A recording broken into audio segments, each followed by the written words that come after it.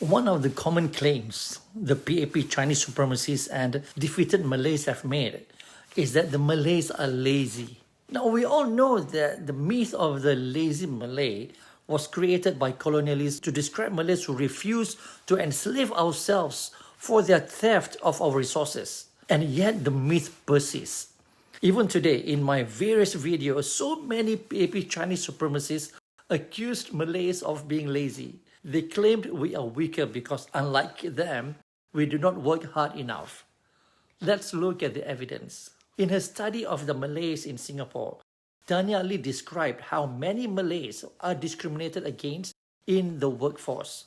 She reported how the Chinese will discriminate against the Malays. For example, a group of Malay girls were told by a Chinese personnel officer that there were no vacancies in a factory, but then applied again directly to the European manager the following day and were given jobs. Those who applied to be apprentices at Chinese-owned workshops were obliged to remain at the lowest menial levels of the trade and were not accepted as apprentices by the Chinese mechanics.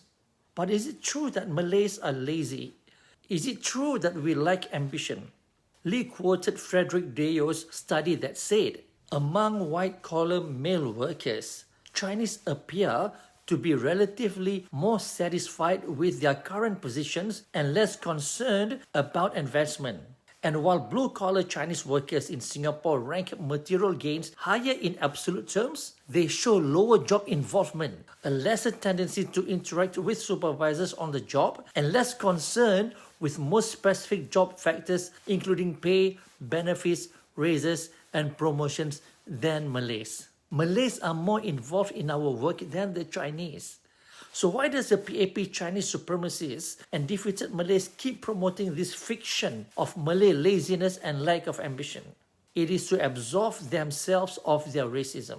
As Tania Lee noted, discrimination against Malays in the various forms described here has affected their economic standing relative to the Chinese, particularly in the years since 1959 when Chinese replaced the British in all spheres of political and economic power. Our economic weakness has nothing to do with our work ethics. Malays work hard. We strive to achieve. But we have been discriminated against for decades. They promoted their lazy fiction to blind us from their racism.